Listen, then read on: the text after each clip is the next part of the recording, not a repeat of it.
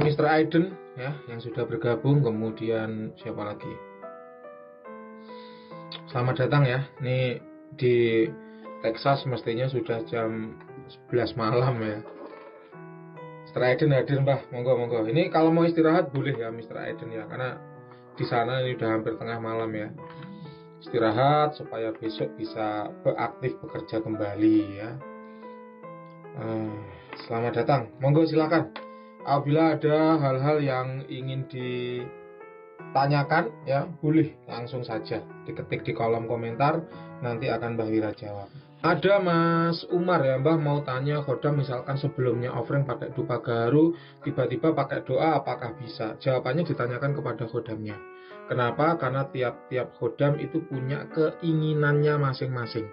Itu kan ibarat kayak gini, Mbak, saya punya istri saya biasanya saya beri uang belanja bulanan 500.000, sekarang cuman saya beri uang bulanan dengan cara saya doain ya, semoga kalau kamu mengabdi pada suami nanti masuk surga. Gimana Mbak, apakah bisa? Jawabannya bisa saja ya, tergantung istrinya, ditanya dulu mau nggak kan gitu. Jadi khodam itu ketika dia di offering dengan menggunakan dupa gaharu kan ada energi ya, energi positif dari alam semesta yang bisa dia manfaatkan untuk merecovery ya energi yang habis pada dirinya kan begitu. Kalau kemudian diganti dengan doa, mau nggak? Ditanya dulu, siapa tahu dia mau dan berkenan gitu ya Lur ya. Jadi kalau hal-hal terkait supranatural ya, itu jangan dijadikan sebagai beban. Kalau memang kita bisa memberikan sesuai yang dia inginkan ya kita beri. Seandainya tidak bisa ya nggak apa-apa, namanya khodam itu kan ada untuk membantu kita. Jangan sampai kok khodam yang membantu kita ini kemudian jadi kita yang repot ya, jangan sampai. Jadi ya seadanya aja, adanya doa ya kasih doa, kalau nggak bisa memberikan dupa gaharu ya nggak apa-apa.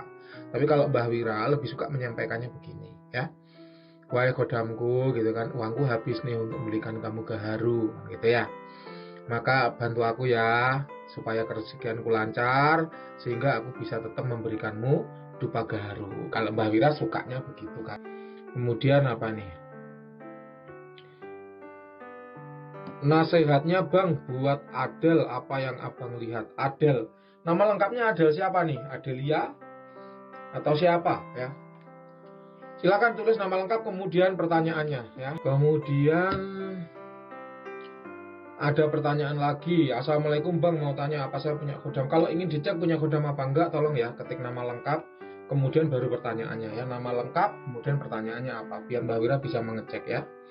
Kemudian ada siapa ini? Novianti, salam Rahayu, salam. Adeluki ya. Adelusi Kartika, pertanyaannya masalah percintaan, puyeng aku Bang. Belum ada jodoh ya. Adelusi Kartika, usia berapa ini Adelusi ini? Mbak Wira mendapat gambaran seorang anak muda ya, seorang anak muda yang memang masih usia-usianya berjuang.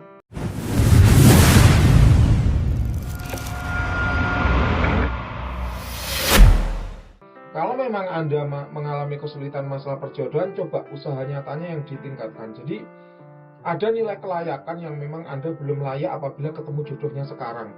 Mungkin karirnya yang belum layak, atau mungkin kesiapan mental yang belum layak, atau mungkin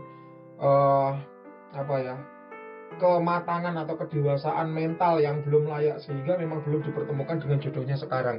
Jadi masalah percintaan ini tolong kasih usia ya, kalau misalnya tanya masalah percintaan supaya Mbak Wira bisa mengira-ngira. Tapi kalau dari pandangan sekilas Mbak Wira, Adelusi Kartika ini karena memang masih belum cukup matang untuk ketemu jodohnya, dan apabila ketemu jodohnya sekarang ya insya Allah hanya akan membawa banyak keburukan dibanding dengan kebaikan semacam itu. Oke, itu silahkan kalau ada pertanyaan ya boleh. Mr. Aiden, Mbak izin bertanya Mbak, kalau semisal dupa gaharu tidak ada, apakah bisa digantikan dengan minyak gaharu? Asalkan dia asli maka nggak apa-apa. Tapi semisal Mr. Aiden ini kesulitan mencari yang asli baik dupa maupun minyak, maka Mbah Wira menawarkan untuk Mbah Wira aja yang merawatkan dari sini, dan itu nggak apa-apa, boleh ya. Karena memang di Amerika kesulitan ya mendapatkan barang-barang kayak gitu, maka Mbah Wira bersedia merawatkan di sini, dan itu tidak masalah, kualitasnya sama bagusnya ya, toh itu buatan Mbah Wira, jadi Mbah Wira sendiri yang merawatkan juga tidak apa-apa. Kemudian ada Budi Kuswandi, assalamualaikum. Waalaikumsalam ya, selamat siang. Kemudian ada mau tanya Bang Agung Mulyadi ya, ke Dea Novianti. Agung Mulyadi ke Dea Novianti. Bentar ya.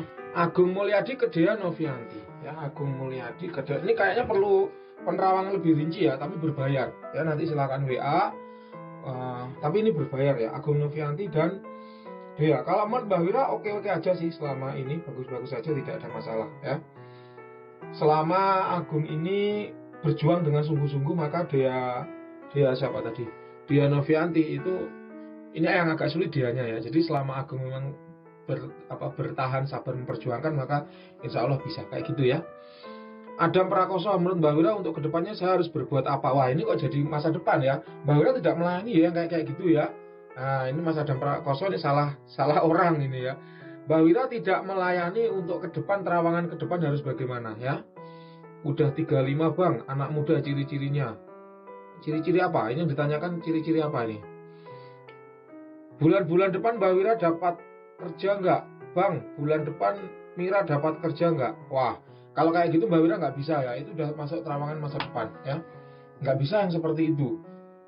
Kalau Anda bertanya masalah pusaka, masalah azimat, masalah gaib, rumah angker, tanah sangar, silakan.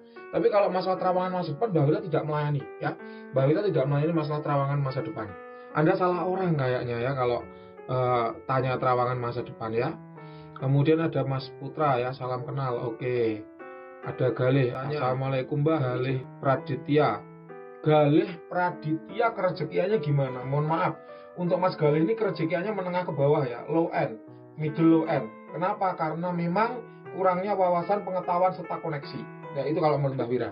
Jadi Galih Praditya ini untuk kerezekiannya menengah ke bawah ya, low ke end gitu ya. Jadi kalau ingin kerezekian bagus, tambah wawasan, ilmu pengetahuan, serta koneksi. Ya, itu saran Mbah Wira. Kalau untuk Dewi gimana, apa kayak gini aja atau apa ada perubahan ke depannya? Itu terawangan masa depan Mbah Wira tidak melayani ya.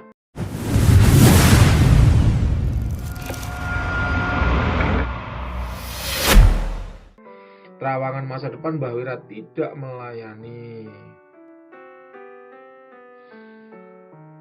Didik Purnomo ke Yuliani. Ini nampaknya cinta bertepuk sebelah tangan. Nah, jadi Didiknya tidak merespon, begitu Yulianinya berharap, banyak berharap ya. Semacam itu. Wah, ini kok jadi terawangannya melebar kemana-mana ya kalau di jam segini ya. Ada pertanyaan menarik. Izin bertanya Mbah, apakah meditasi itu juga mengundang jin liar untuk hadir sekalipun sudah ada khodam? Jawabannya iya ya, jawabannya juga mengundang. Jadi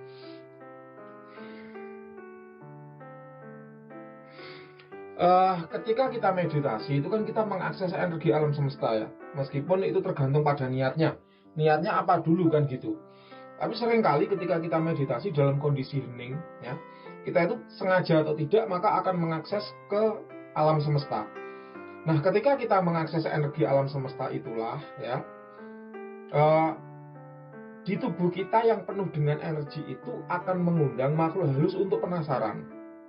Kenapa? Karena ibaratnya seperti ada orang tiba-tiba bawa bom, atau ada orang tiba-tiba menyalakan cahaya yang sangat terang, atau ada orang yang tiba-tiba menyalakan suara yang sangat kencang. Otomatis orang-orang yang ada di sekitarnya tertarik dong, oh itu apa sih kan gitu. Ketika tubuh kita itu penuh dengan energi, maka itu bermacam-macam. Ada yang bisa menggetarkan alam gaib ya, menggetarkan dimensi gaib.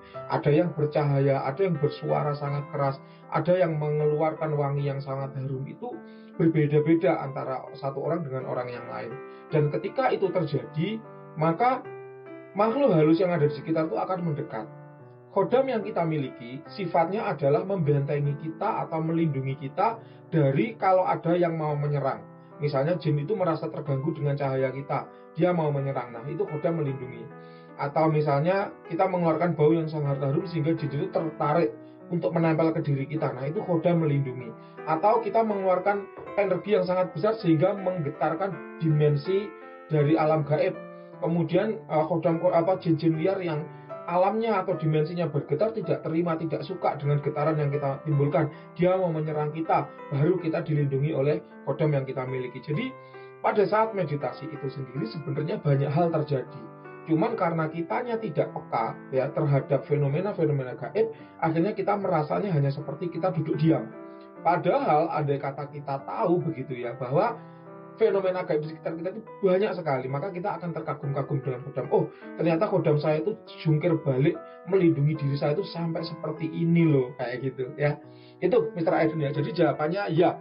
Jadi meditasi, saat kita meditasi itu akan mengundang jin liar ya, untuk mendekat, dan kodam akan melindungi kita dari serangan-serangan jin liar tersebut. Oke, kemudian ada Tarotofus ya. Terima kasih atas mawar yang diberikan ya, banyak sekali dukungan yang diberikan oleh Tarotofus. Mbak Wira bisa menyampaikan bahwa Tarotofus ini salah satu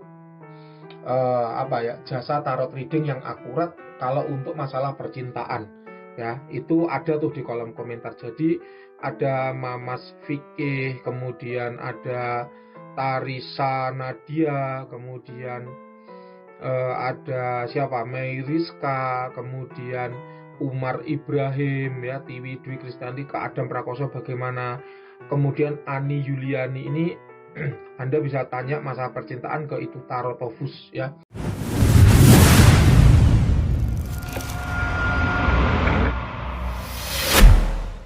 Ada tuh di kolom komentar Tarotofus itu. Kalau masalah percintaan beliau sangat akurat ya, Anda bisa minta bantuan untuk dibacakan melalui kartu tarot ya. Kalau Mbak Wira masalah percintaan kurang banget, karena Mbak Wira ini praktisi di dalam hal pusaka, kodam, gaib, rumah angker, tanah sangar. Nah itu baru yang menangani Mbak Wira. Kalau Anda masalah cinta-cintaan silahkan ke Tarotofus, itu Mbak Wira merekomendasikan. Oke ya, nah ini apa ini? Mamas Fikih, apakah untuk menjadi mediator harus mempunyai wadah yang kuat dan besar? Jawabannya menurut Mbak Wira, iya. Apabila tidak besar, apa resikonya? Jadi gini, Mbak Wira jelaskan. Mediator ya, itu ibaratnya telur yang punya cangkang. Ya. Ibarat ini telur, dia dilindungi oleh cangkang. Nah, seseorang yang menjadi mediator itu cangkangnya harus sudah ada lubangnya. Jin liar ya, yang mau memasuki tubuh mediator itu melalui lubang yang ada di cangkang-cangkang itu tadi. Jadi ini tubuh manusia di bagian luarnya itu ditutupi oleh aura. Aura adalah energi yang padat yang melindungi diri kita. Ya, kalau ada jin yang mau masuk itu dihalau oleh cangkang ini tadi yang disebut dengan aura itu tadi. Nah, kalau ingin menjadi mediator maka cangkangnya ini harus banyak lubangnya supaya jin itu bisa masuk ke dalam badan. Mediator harus punya wadah yang kuat. Kenapa? Supaya dia tetap bisa mengontrol dirinya. Sehingga ketika jin ini mau mengambil alih tubuhnya, dia tetap punya kontrol. Kemudian ketika jin ini dikeluarkan dari dirinya, dia tetap bisa sadar. Jadi nggak gampang kemasukan. Nah, apabila mediator ini tubuhnya lemah, jiwanya lemah, auranya tipis, maka aura yang sudah berlubang-lubang tadi akan mendatangkan jin-jin lain untuk gampang masuk ke dalam tubuh. Akibatnya apa? Dia gampang kesurupan. Ketika dia menjadi mediator di acara film gitu misalnya, dia dibayar untuk melakukan itu. Tapi kalau dia kesurupannya di luar saat syuting, siapa yang mau bayar? Padahal yang namanya kesurupan itu tidak enak, berisiko, berbahaya, malu juga, ya.